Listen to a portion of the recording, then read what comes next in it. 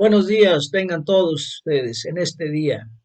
Estamos de celebración, estamos celebrando a nuestro Señor Jesucristo y estamos en este tiempo después del Pentecostés, caminando con Cristo en la construcción de su iglesia. Y vamos a ver este día algo que nos va a enseñar nuestro Señor Jesucristo y que como discípulos suyos debemos tomar en cuenta para aprender y darle gloria y alabanza. Vamos a iniciar este día. Y bien, el tema de esta semana es gloriarse en abundante gracia. Y para el día de hoy tenemos un mensaje que se titula Sin tiempo para regodearse, basado en la escritura de Lucas 10, del 1 al 11 y del 16 al 20. Y en esta escritura, Lucas comparte que cuando los discípulos regresaron de declarar la venida del reino de Dios, emocionados por las obras milagrosas que habían hecho, Jesús les recordó que su verdadera gloria está en su propia salvación. Bueno, hermano, ¿sabes lo que significa regodearse? Bueno, es hacer alarde y presumir algún logro o alguna capacidad, subestimando a los demás y ofendiendo a las personas.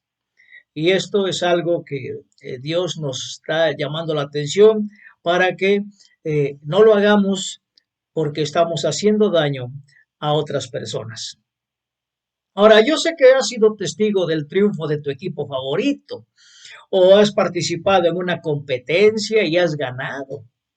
Y también sé que has desaprobado la conducta de un colega que presume su ascenso y aumento salarial con sus nuevos subordinados. Sin embargo, hay algo en lo que tú y yo estamos de acuerdo. Regodearse solo es agradable para el vencedor. Y bueno, en muchos deportes es antideportivo alardear demasiado. Los juegos en línea también tienen reglas contra actitudes antideportivas. Bueno, y estos conceptos se remontan a las guerras y a los conflictos de la antigüedad.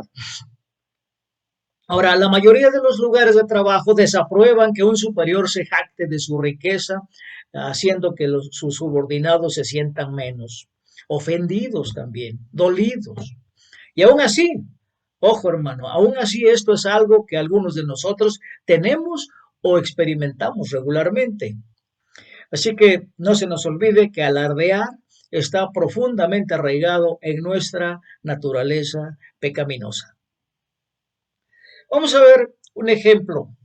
En la escritura de hoy, cuando Jesús envió a los 72 discípulos a declarar la venida del reino de Dios, un grupo que incluía pescadores, recaudadores de impuestos, guerrilleros, bueno, gente sin entrenamiento formal ni experiencia, y fueron arrojados a lo más profundo del ministerio evangélico. Si no, veamos lo que dice Lucas 10 del 1 al 11. Veamos. Dice así. Después de esto, el Señor escogió a otros 72 para enviarlos de dos en dos delante de él a todo pueblo y lugar donde él pensaba ir. Es abundante la cosecha, les dijo, pero son pocos los obreros. Pídanle, por tanto, al Señor de la cosecha que mande obreros a su campo. Vayan ustedes, miren que los envío como corderos en medio de lobos. No lleven monedero, ni bolsa, ni sandalias, ni se detengan a saludar a nadie en el camino. Y cuando entren en una casa, digan primero, paz a esta casa. Y si hay allí algún digno de paz, gozará de ella. Y si no, la bendición no se cumplirá. Quédense en esa casa y coman y beban de lo que ellos tengan, porque el trabajador tiene derecho a su sueldo. No anden de casa en casa. Cuando entren en un pueblo y los reciban, coman lo que les sirvan. Sanen a los enfermos que encuentren ahí y díganles, el reino de Dios ya está cerca de ustedes. Pero cuando entren en un pueblo donde no los reciban, salgan a las plazas y digan, aún el polvo de este pueblo que se nos ha pegado a los pies, nos lo sacudimos en protesta contra ustedes. pero tengan por seguro que ya está cerca el reino de Dios. Así que esa es la enseñanza, la proclamación que los discípulos hicieron en los pueblos a los que los mandó nuestro Señor. Ahora, es útil considerar el contexto de estos discípulos, que aunque siguen y creen en Jesús, sabían que no cumplían las expectativas y el perfil del discípulo de un rabino promedio. No. Y nuestra escritura sigue los pasos de Jesús siendo rechazado por una comunidad local. Los discípulos querían hacer descender fuego celestial para consumir esa aldea, y Jesús tuvo que reprenderlos. Luego, cuando llamó a más discípulos, les recalcó a todos el gran costo de seguirlo.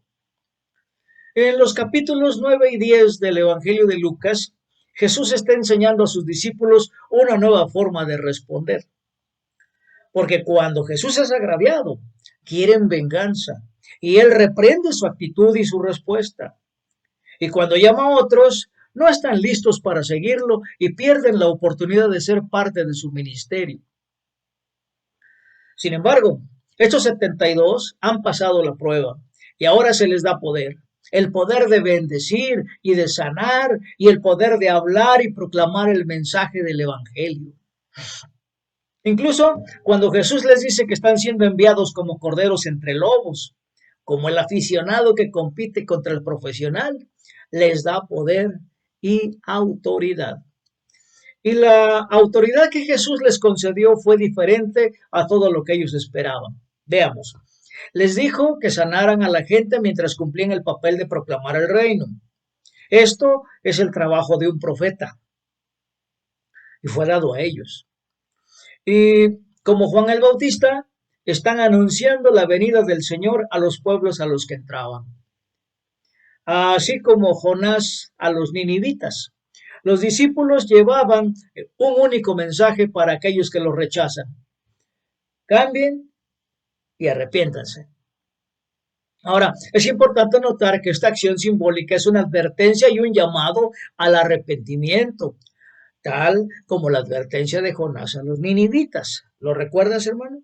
Bueno, este es el sincero deseo de Dios de que la gente se vuelva a Él y sea salva. Y bien, pero esto es algo que los discípulos hicieron, pero también hicieron otra cosa. Y aquí es donde vamos a ver la enseñanza de nuestro Señor. El verdadero orgullo de los discípulos, o lo que ellos creían, viene del informe a Jesús. Veamos cómo hicieron su informe a Jesús. Versículos del 16 al 20. Dice, el que los escucha a ustedes me escucha a mí. El que los rechaza a ustedes me rechaza a mí. Y el que me rechaza a mí rechaza al que me envió. Y cuando los 72 regresaron, dijeron contentos, Señor, hasta los demonios se nos someten en tu nombre. Yo veía a Satanás caer del cielo como un rayo, respondió él. Sí, les he dado autoridad a ustedes para pisotear serpientes y escorpiones y vencer todo el poder del enemigo. Nada les podrá hacer daño. Sin embargo, no se alegren de que puedan someter a los espíritus, sino alégrense de que sus nombres están escritos en el cielo. Amén. Vean qué mensaje tan profundo, ¿verdad? Y es que los discípulos están emocionados. Ellos han hecho lo que Jesús ha hecho. Han declarado el reino. Han sanado enfermos. Pero hay algo más. Han echado demonios. O sea que los aficionados han vencido a los profesionales. Y sin embargo, es interesante que Jesús no diga nada positivo acerca de esta experiencia. Solo confirma el impacto de su obra sobre los designios de Satanás. Hermanos, hoy en la actualidad todavía hay muchas iglesias que han creado identidades basadas en la expulsión de demonios. Sin embargo, aún basándose en las escrituras, esto no es un evento a los ojos de Jesús. Porque en presencia de su soberanía, la derrota de Satanás nunca estuvo en duda. Y cuando Jesús les dice, yo veía a Satanás caer del cielo, está declarando tres cosas. Veamos. La primera, está haciendo una poderosa declaración sobre su divinidad, porque ningún ser humano terrenal fue testigo de la caída de Satanás. ¿O no lo crees así, hermano?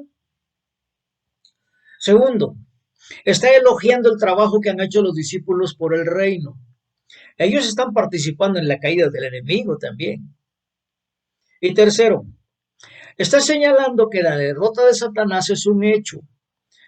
Y ojo con esto, vencer a los demonios y alardear sobre eso es similar a alardear sobre un enemigo ya derrotado. Y ahí sí no se vale, ¿verdad? Veamos. Aunque participan en el acto de expulsar a los demonios, los discípulos no son la causa de esa expulsión. ¿Sabe por qué? Porque Satanás es el hombre fuerte que Jesús ya ha atado, de acuerdo a la parábola que nos explicaba. Y el poder de los discípulos sobre los demonios nunca fue el punto.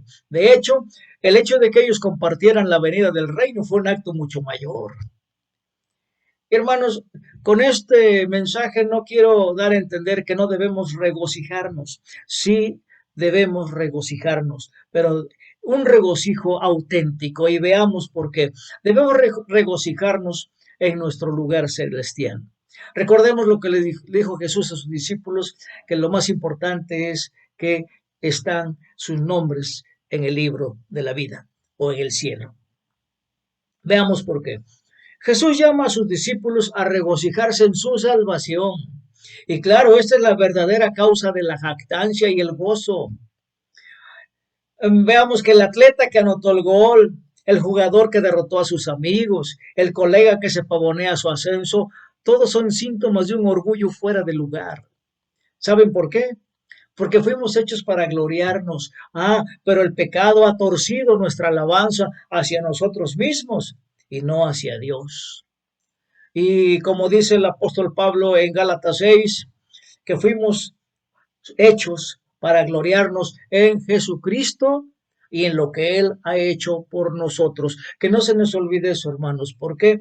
Porque alardear de otra forma es regodearnos y hacer caer al enemigo y pisotearlo y hacerlo mal. Ya está derrotado. Debemos gloriarnos, sí, gloriarnos en lo que realmente importa, en el hecho de que estamos en el cielo con Cristo, crucificados, resucitados, ascendidos y sentados a la derecha del Padre. Amén. Demos gracias. Bendito Padre y amoroso Dios, te damos gracias por este mensaje tan alentador, por esta enseñanza tan profunda que nos das a través de tu Santa Escritura.